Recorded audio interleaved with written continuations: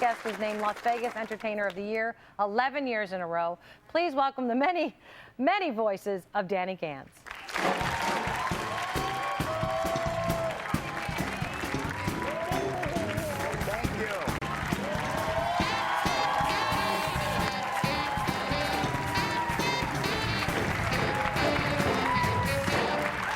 I gotta tell you, Bonnie, I love the Dean Martin vibe you got going on here. It's very nice and kind of an Austin Powers thing too, yeah.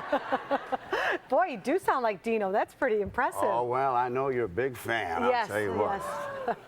It's so funny because I think the audience at first is like, he talks just like Dean Martin. Hey, how'd all you people get in my room? Famous Dino line. Yeah. So, Danny, I feel like I know you because every time I go to Vegas, you're plastered on the side of buildings, and you're not plastered like this, yeah. But your photo is all over everywhere, and 11 years in a row, Entertainer of the Year. But how did you figure out you had an ear to do these voices, to mimic them, be so precise? As a little kid, my dad was a tough laugh, and I wanted to make him laugh. So as a little guy, we'd watch the Ed Sullivan Show. So when it was over, I'd stand up and recreate the show for him. And now in our show, let's bring out the Tawny the elephant, Topo Gigio, and Betty and her bird. Let's bring them out. What? And that was the beginning. Sure, once you make your dad laugh, that's pretty powerful. That was great. And you used to trick people on the phone. You started doing that, too, because you could... I still do it. I mean, if I can't get into a restaurant, it's like, hello, this is Al Pacino. Listen, I'm coming to your little place with two friends of mine, Julie and Danny Gans. You know Danny? Funny guy. Well, we've had a lot of inspiring stories on the show today, and you started out, you were going to be a ball player. Baseball was your thing, right? Yeah, well, we have a little tie-in. Out of junior college, I was drafted by the Chicago White Sox. Wow. Turned the offer down, though, to finish school, signed with the Dodgers. I was in the minor leagues, leading the minor leagues in home runs, had an Achilles tendon injury, was in the hospital.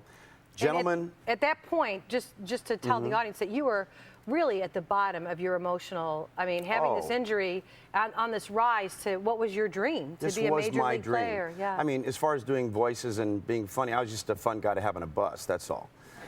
So, here I am in the hospital. I couldn't even call home to tell my folks what had happened. I knew my career was over. Gentleman in the bed next to me had cancer. And I told him my life story and what had led me up from a dream I started at 7 years old up to that time. And he had this big smile on his face, and he says, I know why I am here right now. I'm going to be fine. I'm here for you. I'm your messenger. And my message to you is God has something better for you. I don't know what that is, but it's going to make you happier than baseball. I had no idea what that was, but 2 months later, I was at the Comedy Store doing stand-up, and that gentleman was healed of cancer, and we exchanged Christmas cards every year. True story.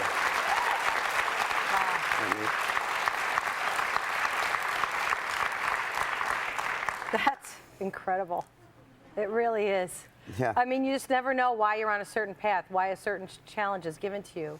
There's always a reason, we discover. That's right. Yeah. And I mean, at the time, I was just, like I said, fun to have around. If I had a couple of hits in a game, I'd be at first base, and I'd turn to the first baseman as Woody Allen and say, yesterday I stole second base. I felt so guilty, I took it back. More with Danny in a moment. We'll be right back with Danny again. No, I can take that.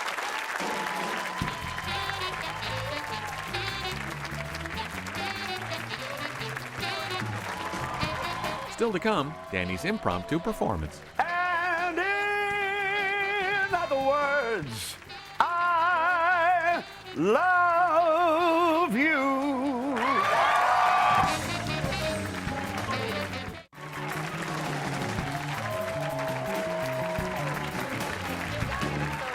That looks great. Thank you, Danny. We're back with a fabulous Danny Gans. You're so talented. It's fun talking to you during the commercial break, too, because you've always been kind of like this picture in Vegas to me. Well, that's nice. Yeah, it's especially since it's not in the post office. Well, yet. Can I put you on the spot? Do you mind? Would you sing for us in one of your? I know we didn't plan it. if you say no, it's okay. If you say no. Okay, here's a great song. What a Wonderful World, as Nat King Cole, Frank Sinatra, and Louis Armstrong. Oh my goodness. Trifecta. Okay. I see trees of green, red roses too. I see them bloom for me and you. And I think to myself, what a wonderful world.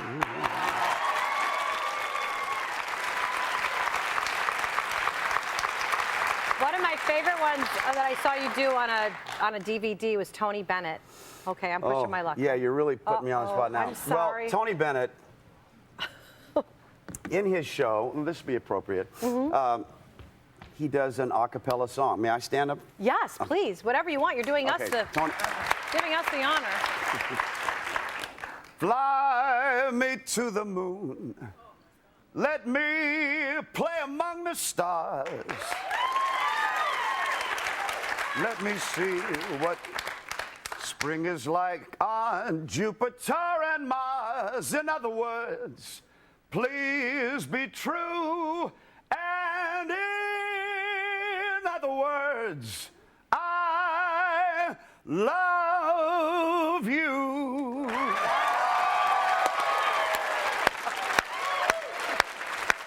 Danny, thank you.